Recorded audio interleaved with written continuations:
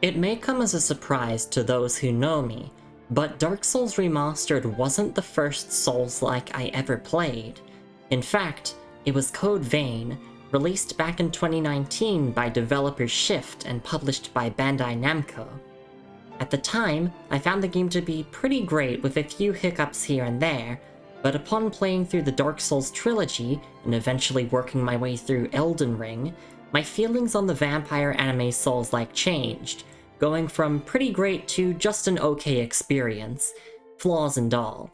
The reason why I mention all this is because going into Code Vein 2, I had all but one question for myself. Would this be an improvement over the original, or would it crumble under the weight of its own ambitious open world? Despite various technical issues and other flaws often getting in the way, Code Vein 2 far surpasses the original, making for a flawed yet addictive experience that I can't seem to put down. Hi, I'm Luminously, and I've played Code Vein 2 for over 15 hours for the sake of this first impressions review. Special thank you to Bandai Namco Europe for providing me with a review copy. Let's get started. Code Vein 2 is a 2026 open-world Souls-like developed by Shift and published by Bandai Namco. The story follows you, a customizable protagonist, on an adventure with the Revenant Lu to save the world from its destruction at the hands of a calamity known as the Resurgence. Lu holds the power to travel to the past, allowing you the opportunity to influence the present and, eventually, the future through your interactions with other characters. Just like its predecessor, Code Vein 2's character customizer is incredibly versatile and detailed, allowing you to fine-tune your hero and get them looking as good as possible. I spent 2 whole hours in the character creator demo making my VTuber in-game, and I think she turned out pretty great.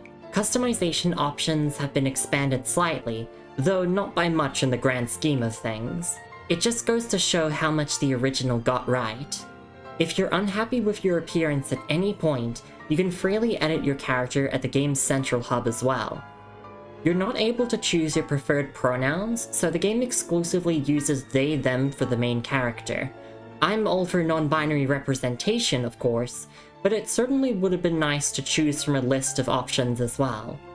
While the story often succumbs to dull and tired-out anime tropes, the game takes its narrative seriously, and the emotional beats are sold brilliantly through returning composer Go Shina's excellent soundtrack. Unlike other Souls-likes within the genre, Code Vein 2's story is incredibly easy to follow, as it is told through numerous cutscenes rather than being hidden away in item descriptions and obscure quest lines.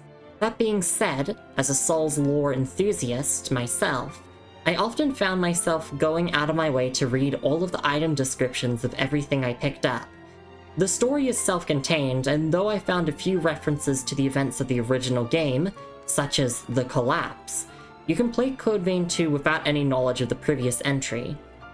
It's also clear that the story was written with a male protagonist in mind, given how every woman is so quick to fall for you, but as a bisexual woman myself, I don't mind all too much. That being said, it would have been nice if the men fawned over the main character in the same way the girls do for some of that true gender equality. The first game also had these issues, with its often misogynistic and harmful gender norm enforcing storyline, leaving me wishing it wasn't that way. Though with that out of the way, from the pieces of backstory that I've learned about the cast, I certainly come to appreciate the characters more than when I first met them, and I would go so far as to say they're competently written, but the game certainly doesn't do a great job at character introductions either. Gameplay is often at the center of all Souls-likes, so let's talk about that. But before we do, however, we need to address the elephant in the room. Code Vein 2 does not run well, especially on PC, where it demands incredibly high spec builds to even have a chance at running at a stable manner. Throughout my journey across the frontier, I've encountered non-stop stutters and rapid frame rate drops during open-world exploration, even with all of the settings set to medium with DLSS enabled. By no means is my PC a beast, but the visuals on display for the performance is simply not worth the trade-off. I've heard that the console versions don't fare too well either, though this isn't something that I've confirmed myself. Hi, this is Editing Lumi here, and I completely forgot to mention that throughout my playtime so far, I have encountered two pretty big moments where glitches got in the way of playing. I'm just gonna throw them on the screen now. But the first one here is where I kind of, clipped into this staircase here, and I wasn't able to get out by, jumping or doing anything, and the only way I could really escape was just letting the enemies kill me. And I'll just let that play for a little bit. And then there's also this one here where the game didn't really know if I was in the air or on the ground or not, so it's kind of sliding around here. Thankfully, I got unstuck from this situation relatively quickly, but I thought to mention that yes, the game is a little bit buggy, there's a little bit of jank there, but hopefully all of this will get patched in the future. I just wanted to put this here as just a way to show, hey, this is what the game currently looks like, and it's not perfect, as you can see, obviously, when things aren't going well with the game engine. Thankfully, the game does run well when it matters most, the dungeons and the boss fights. Speaking of which, the boss fights so far haven't been anything too astounding, though they haven't been awful either, outside of a few obnoxiously designed moves. One early optional boss was a huge difficulty spike for me and many other players from what I've seen online, but I decided to come back to it later after upgrading my gear some more. Bosses can sometimes feel like damage sponges before you've been able to start specializing with your build, and all of the bosses I've fought so far could be stance broken and riposted, which feels like where your most crucial damage comes from.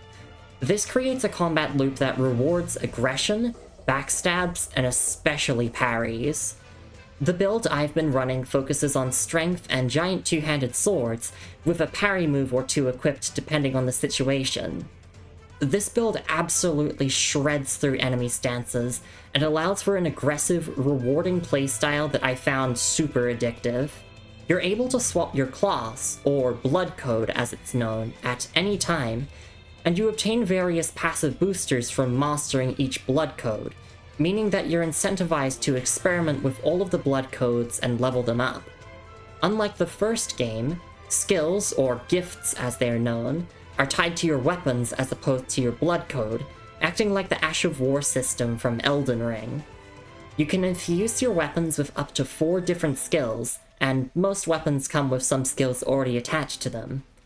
You can also duplicate weapon skills you often use if you want to run it on your secondary weapon as well.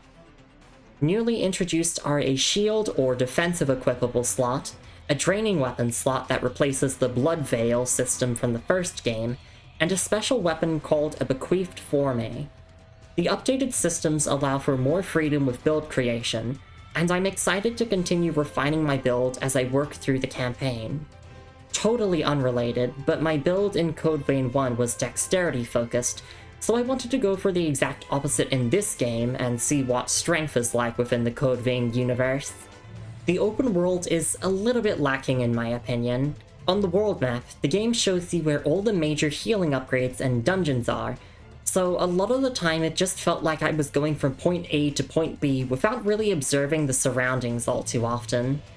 Occasionally, your curiosity will be rewarded with a new weapon skill or some upgrade materials, but you'll also come across those as part of the various dungeons in the main story and in the side content as well. You do get a very cool motorbike to traverse the world with, and it even has a glider, which I love, though I would appreciate it if there were a couple of alternate control options for driving it too.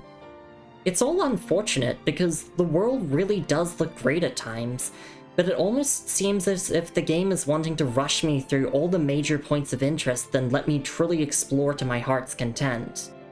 Code Vein 2 is a lot of things to me. It's the fast food equivalent of Souls-likes, where I know it's not good for me to consume, but the basic flavoring of it, and its easy to consume nature, makes me want to keep chomping down into it, like a vampire into human flesh. I'm sure my feelings about the title will develop and change as I work through the rest of the game in my own time, but as of the present moment, I can say that I believe that Code Vein 2 is flawed, yet I can't stop playing it. Thank you so much for tuning in, everyone. If you want to see a follow-up video after I finish the game in its entirety, do let me know in the comments down below. Take care of yourselves, and have a wonderful morning, afternoon, or evening, wherever you are in the world. I'll see you all next time.